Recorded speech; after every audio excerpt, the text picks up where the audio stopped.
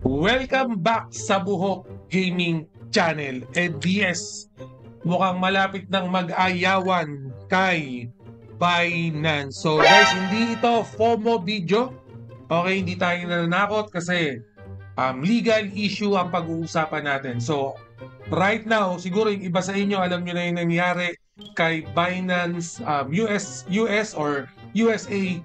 Right now, sa atin din guys, mismo naglabas na yung SEC, may advisory na tayo. Okay, Philippine SEC to block access to world largest crypto exchange by Binance. So, ibig sabihin guys, after nitong advisory November 30, mawawala na po tayo ng access dito kay Binance. Okay, so hindi pa naman today, hindi pa naman bukas, couple of months bago tuluyan mawala na ng access dito kay Binance. So kung may account ka kay Binance, okay, may mga salapi, may pera, may cryptocurrency ka, simulan nyo na pong i-pull out yan. Okay, kasi sooner or later, mawawala na tayo ng access dito kay Binance. Yung full article nito, pakibasa na lang, nabasa ko naman, paulit-ulit ko nang nabasa.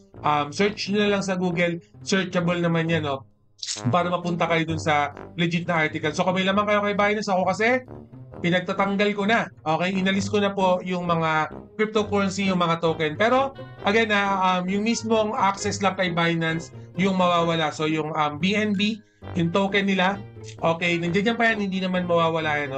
Ang mawawala lang talaga yung mga access nyo. Okay, so for example, nandito tayo sa Pilipinas, okay, hindi natin siya ma-access. Pero sa ibang bansa, accessible pa rin siya. Okay, so nagigpit na rin kasi ng regulatory dito sa Pilipinas. Similar sa US, hindi na rin nila ma-access yan. Okay, so again guys, yung mga account nyo, okay, be warned, Baka marami kayong Luna, Sol, dito sa cryptocurrency nyo dito sa Binance. Pag hindi nyo na-access yan, medyo mamumroblema kayo. Hindi naman siya mawawala, May mga backdoor pa rin naman dyan. Okay, yung iba na marunong gumamit ng mga VPN, Pwede nyo pa rin siyang access kahit nasa Pilipinas kayo. Pero yun nga lang, just to make sure, okay, simulan nyo nang alisin yung mga asset nyo. So siguro yung tanong, Buhok Gaming, matagal ko nang ginagamit yung Binance. Ano ba yung pwede kong pamalit dyan? Saan ko ba pwedeng ilagay yung mga asset ko na feeling mo safe? Okay, ako guys mismo, ang ginagamit ko kasi Coins PH. Okay, ito yung pangalawang account ko dito sa Coins PH. Okay, dito ako nagtatransfer ng mga cryptocurrency.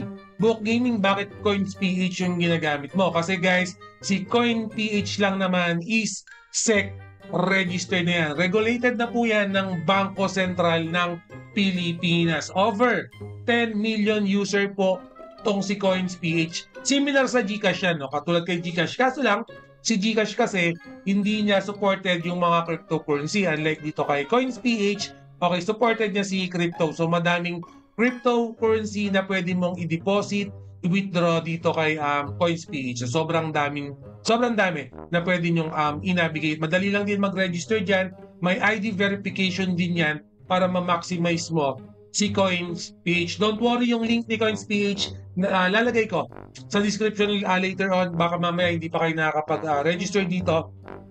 Mag-register kayo. Okay, similar sa GCash to. Pero ang pinagkaiba lang, supported niya si cryptocurrency. At ang kagandahan lang, personal thoughts ko, madali siyang gamitin. Okay, kung nagba-Binance ka, gumagamit ka ng Binance Exchange, pwedeng-pwede mo rito gamitin kay Coins PH. Pero guys, be mindful, wala tong, yung katulad kay Binance na pwede tayong mag-crypto trading, walang ganito to. More or less, wallet lang natin to. Okay, pwede tayong maglagay dito, pwede tayong mag-deposit, pwede tayong mag-withdraw. Okay, basic lang siya, basic use lang si Coins PH. Okay, napakadaling gamitin yan. Pwedeng gamitin sa Windows. Sa akin, meron din ako sa mobile. Okay, so pwede nyo gamitin yung email address nyo pang sign up or cellphone number. Okay, para ma-sign up nyo dito kay Coins PH. Napakadali lang. So again guys, itong si Coins PH, yes,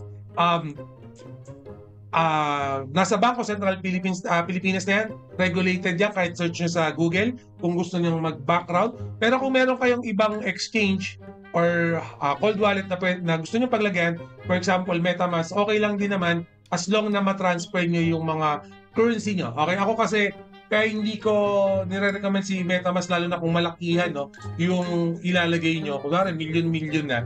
Kasi si MetaMask, wala namang two-factor authenticator yan. Okay, wala naman siyang ganon. And then talagang pag na-hack ka sa MetaMask, wala ka ng habol. Unlike dito sa mga CoinsPH, may valid ID yan. Okay, may two-factor authenticator yan.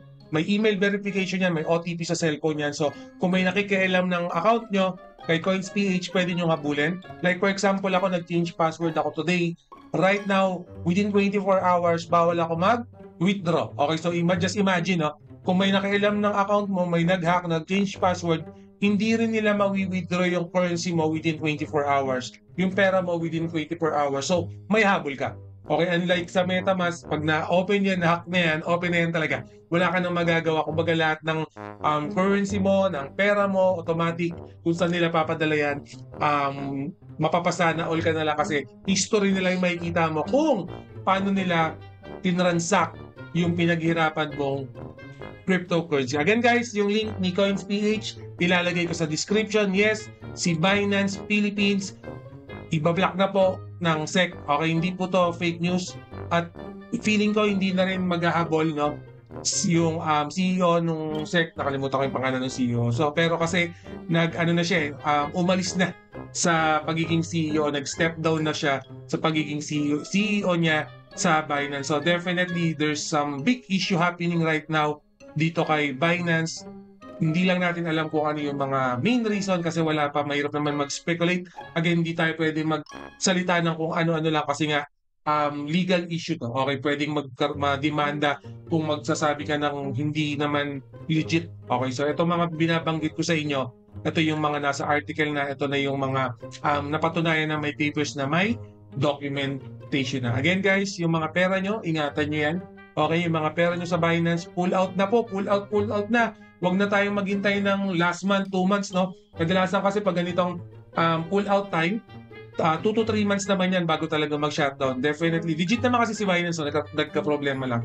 So 2 to 3 months bago talaga mag-shutdown, hindi na ma-access si Binance. Pero huwag nyo nang hintayin yan, no? Kung napapanood ngayon to, register na kayo either dito sa CoinsPH or kung meron kayong alam na ibang exchange, okay, pwede naman, pero I recommend kasi itong CoinsPH, no? Yung link niyan, nasa description na, lalagay ko na lang sa comment section kung di ka pa nakapag-registered. Okay, so mag-sign up na kayo. Or yung iba naman, ginagawa, binibenta na nila yung mga crypto nila. For example, yung mga USDT nila, binibenta na lang nila, nilalagay na lang nila sa bangko nila. Okay, tinatransfer na nila sa bank nila. Pwede naman yun. Pero kung, for example, mga Bitcoin, BNB, gusto nyong i-hold for long, mas maganda kung itra-transfer nyo lang. So guys, keep safe ha. Big news to para sa atin.